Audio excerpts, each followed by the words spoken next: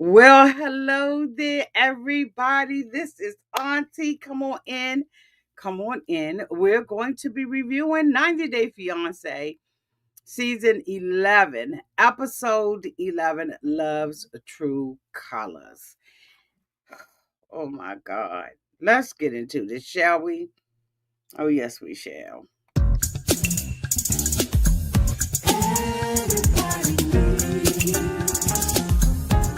A sweet old auntie.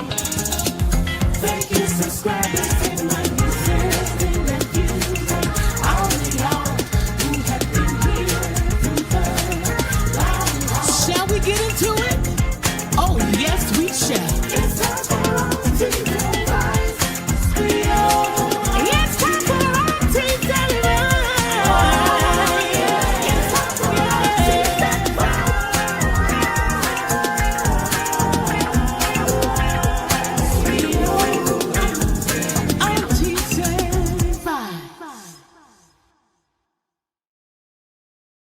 Well, welcome back, everybody. Hope you all had a great day. Okay.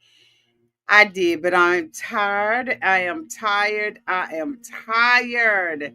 So, we're going to get into this review of 90 Day Fiance Season 11, Episode 11, Love's True Colors. If I had to rate this episode on a scale of 1 to 5 stars, I would rate this episode a whole entire 2.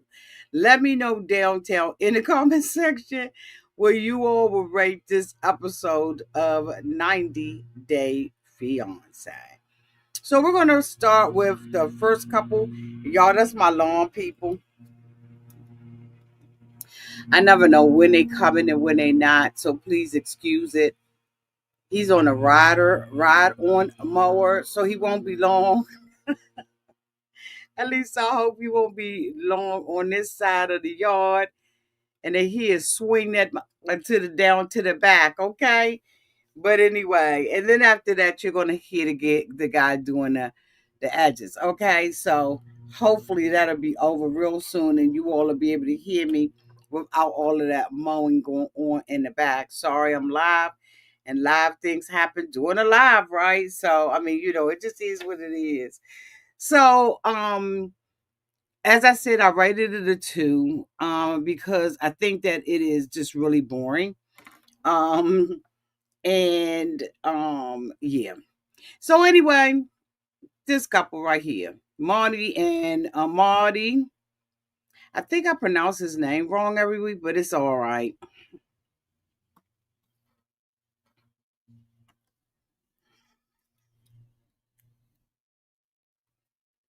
And Stevie.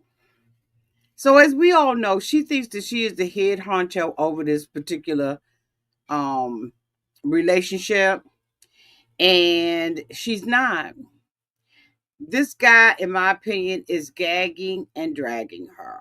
So we have already watched the two of them talk about, him talk about how he had to move the date up and everything. Last week, we saw him propose to her. And so this week, they are basically trying to go back to normal. She stops downtown to her father's house and wants to have a conversation with her dad because as engaged now, and basically strong armed the father into saying yes. So, when they got there and everything, he stands in the back and he's watching everything. And I was like, sometimes, we can be, extremely stupid in the decisions that we make, in the arrogance that we display towards people who are not like us and who are not American. And I really think that by the time this season is over for 90 Day Fiance, we're probably going to find out that the two of them are not together. I truly believe that because I believe that he came here, and I think that he has, in my opinion, exhibited every sign that America is his goal and not being married to her. He has already been questioning her sexuality, and I think he may be hitting it on the nose. Now he is indicating that this is not all right with him. It's not all right because of his culture, his religions, his traditions, and stuff like that, right? But I call BS on the play. And the reason why I call BS on the play, because if he was adamant about his religion, he absolutely would not have tried pork, okay? And he absolutely would have already left. But I think that he has bigger fish to fry. I think she is his entryway, if you will, to stay, in the country. And I may be wrong. Y'all let me know downtown in the comment section. I could really be wrong about this, but I don't think I am. And I think that most of us who have been looking at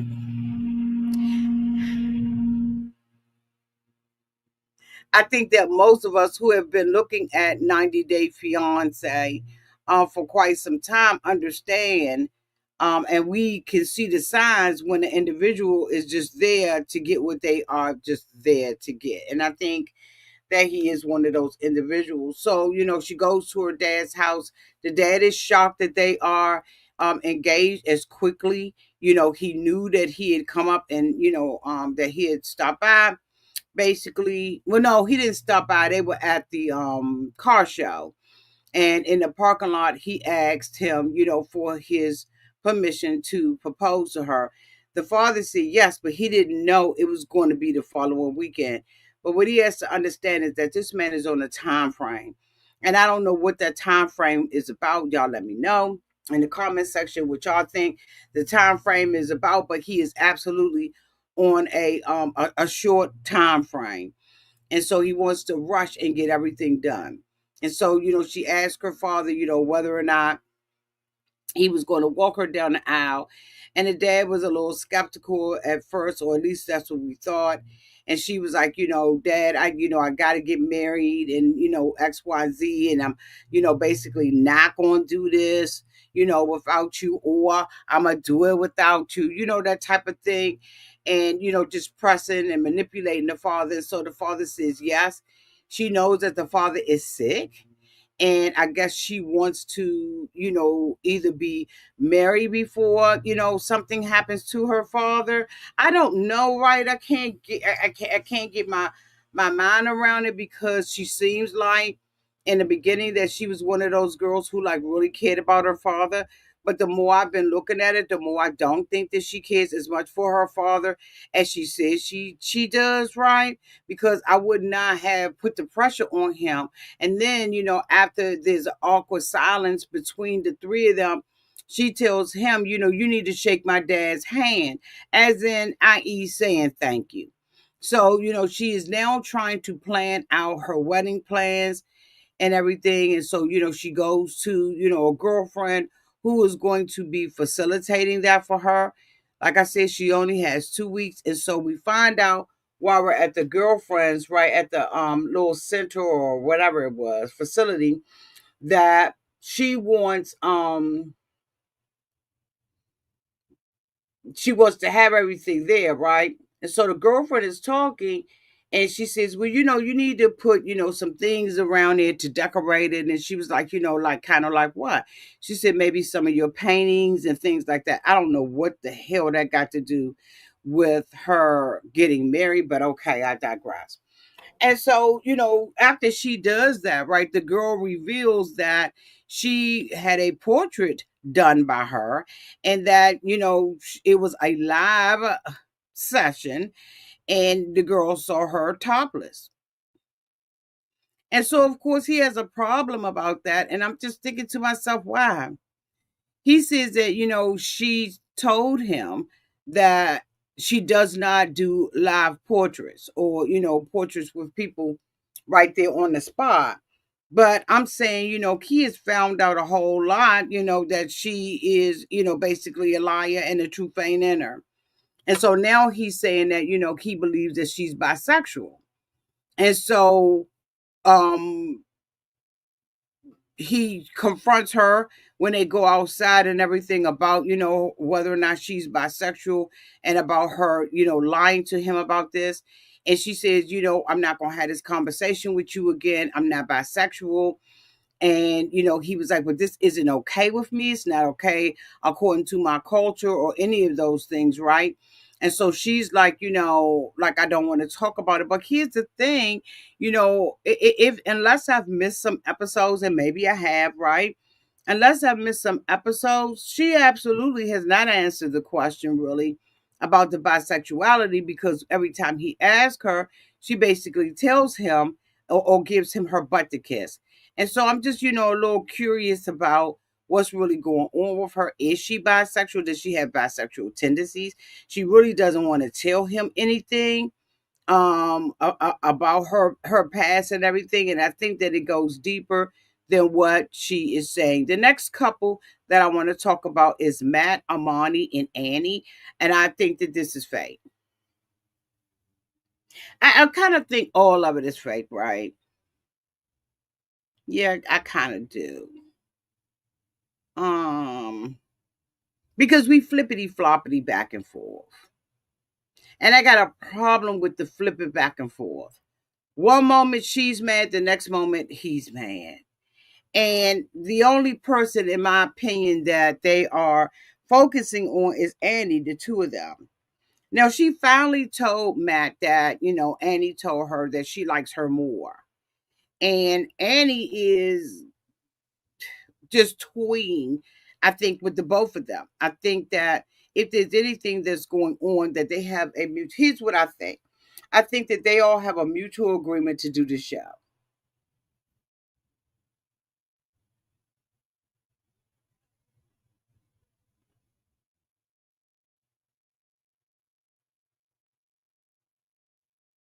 I think that they know everything about this girl, Annie, that they need to know. Kids, family, occupation, men giving gifts, all that. And I think that they're a gift giver, but they just happen to be a big gift giver. I think that they are on summer vacation. The kids are staying at grandma's house down in the woods, like Little Red Riding Hood. And I think that this is family. He talks to his friend, and his friend give him suggestions. But frankly, I did not. And I mean, when I repeat, I did not give a damn. I did not give a damn. The next couple, hold on, let me see if I have them on here, because I may not have them on here. But that's Shawn and Aaliyah. I thought I had them, but I'm not going to spend all day with that. Shawn doesn't, oh, what a tangle where we attempt to deceive ourselves. And I really do believe that that's what Shawn is. Shawn is convinced, right? And he already knows that he does not want to be with Aaliyah. And I'm saying to anyone who may have wrote the script on this, we have already introduced transgenders to 90 Day Fiance, right? We've done that multiple times. If you wanted to bring this person out and give them an opportunity and have the discussion about being transsexual,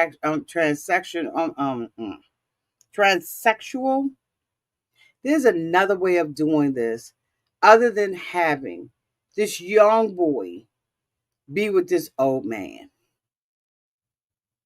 They are riding in the car. First of all, he talks about Barbara Streisand like she's got an up and coming concert, or she's going to be enjoying concert with Beyonce, Sexy Red, or whoever. Barbara Streisand has retired.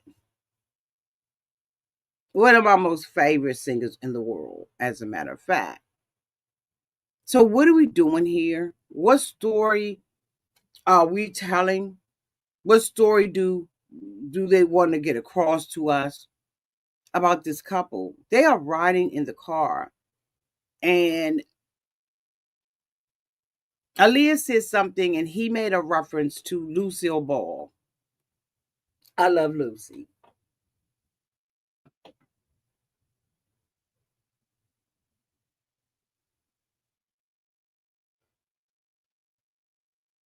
Now you know. If Aaliyah doesn't know about Barbara Streisand, certainly Aaliyah doesn't know about Lucille Ball.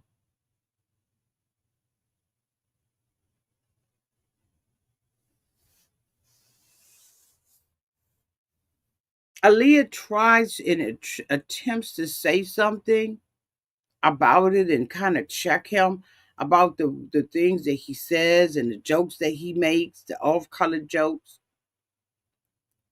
And I'm going to tell you right now, having me in your life, you ain't going to do no off color jokes.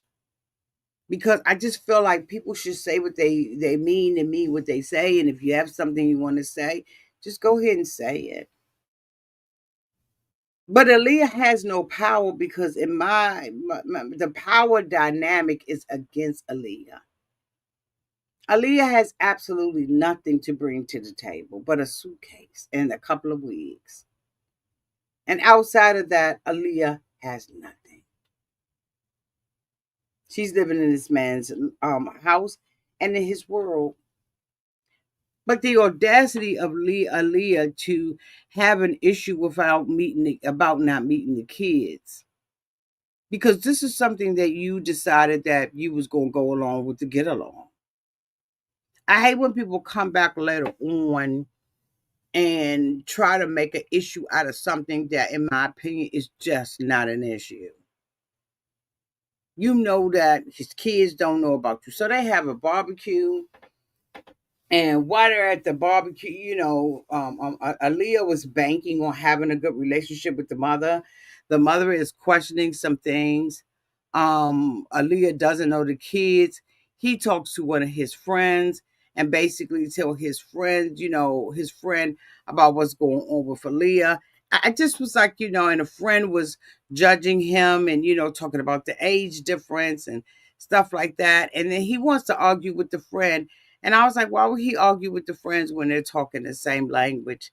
I just,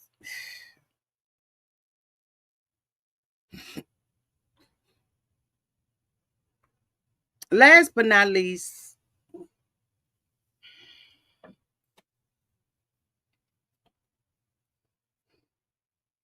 Gregory and Joan.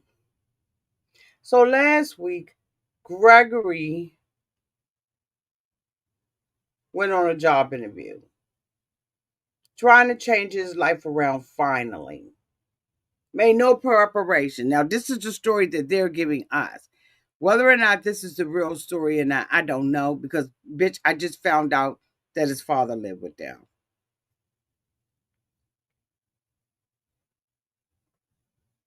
I just found that out.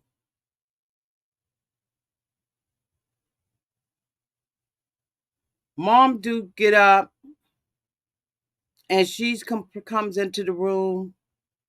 They're getting ready in the morning, and the first thing that come out of her mouth is, "Are you taking a shower?" Mom can understand why the average American, she can't understand why the average American takes 2 showers a day. She can't understand that you want to get the whole day off, the traffic, the smut, the job. You want to just relieve yourself, get all of that stuff off of you.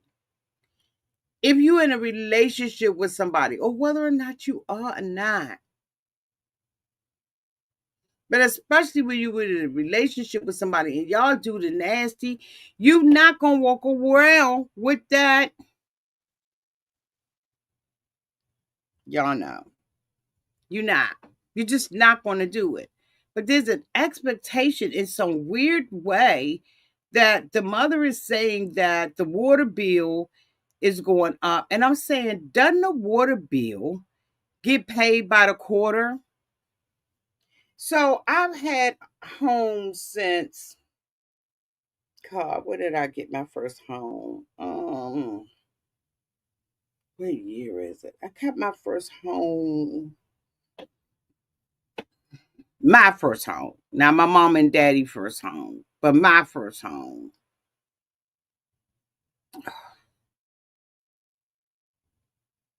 Let's say about 23 years ago.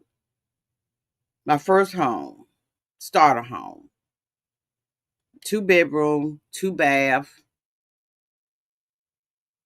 backyard, front yard, all that.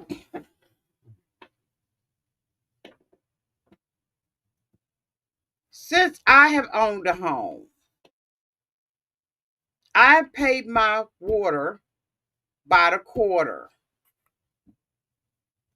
90 days is a quarter.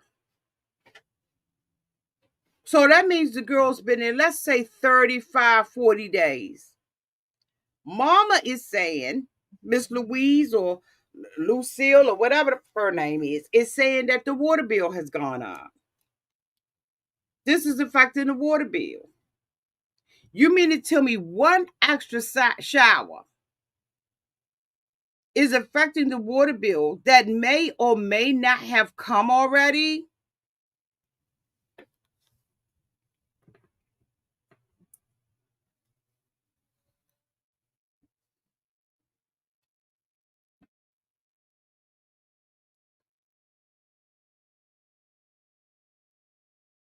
I agree. How Wendy said, imagine your storyline is so boring, it has to be about a shower for a whole month of a water bill that you ain't got yet.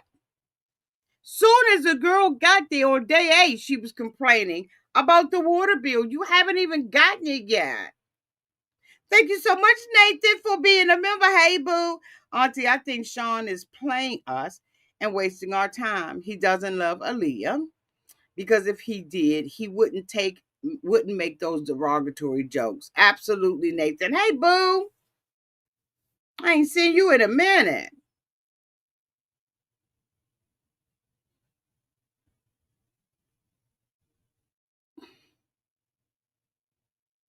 And I'm saying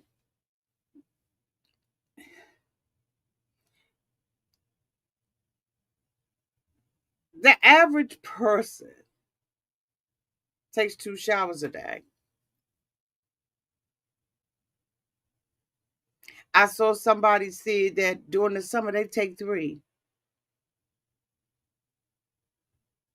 What is wrong with going to bed, making love to your partner, because she has a partner that she's making love to, and washing your Irish in the morning?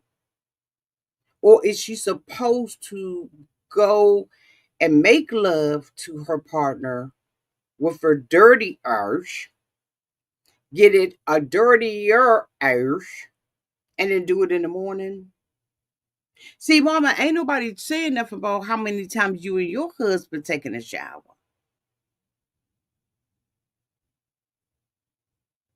You said that, Tiffany? I did, Auntie, say that. Okay. I missed it. I'm in and out.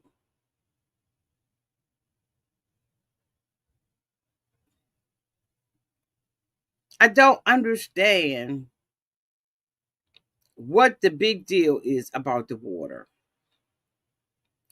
There are no problems in this household between Joan, Gregory, his mother, or his father. Every problem that they're having in this household, okay, is producer driven. That's my opinion. They don't have any problems because the two of them, he had a conversation with his mother about the wedding, saying that he had $5,000 to spend on the wedding. Joan says, don't forget about the dowry. The mother said, stayed up on my son's back about this dowry. Fuck that dowry. He says, Mom, I can't not do the dowry because this is part of their custom. He tells his mom he has $5,000 towards this wedding, right? And the mother is like, let's go down to this place and we're going to look at a facility for your wedding.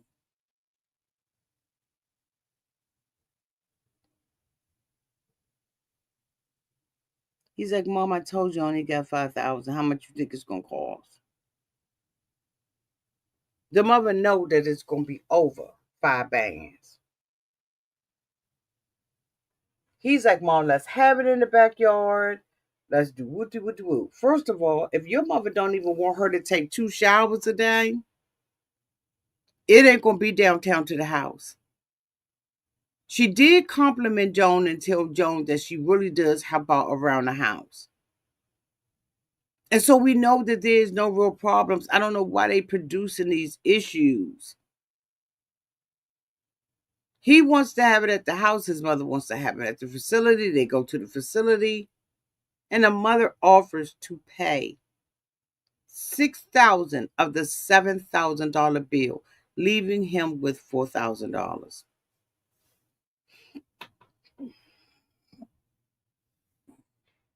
So what's all the hoopla about the water?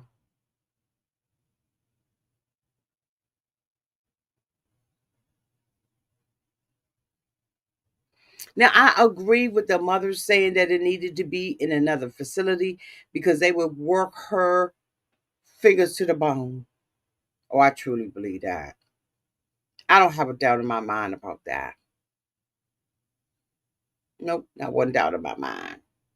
But to pay everything but 1,000 and ask him, can you give 1,000? That means that you endorse the dowry, even though you criticize. Look, it could be all. It said, how many people, how many goats do you need? I mean, how many? Is it cows, y'all? I think it's cows. How many do you need? As many as her father and her family says they want. I think that all of the chaos conflict is so produced. And I just don't believe the storyline at all. Therefore, according to Auntie's advice, this was given a 2 star, nothing more. And it could be less. This was just like a filler episode and they just dragging it out, I guess, until the summer. I don't know. But we'll stick around and we'll see. Anyway, y'all, this is the end of my review. Thank you all so much for being here. And until we meet again, y'all be safe out there in those streets and in the water. Bye for now.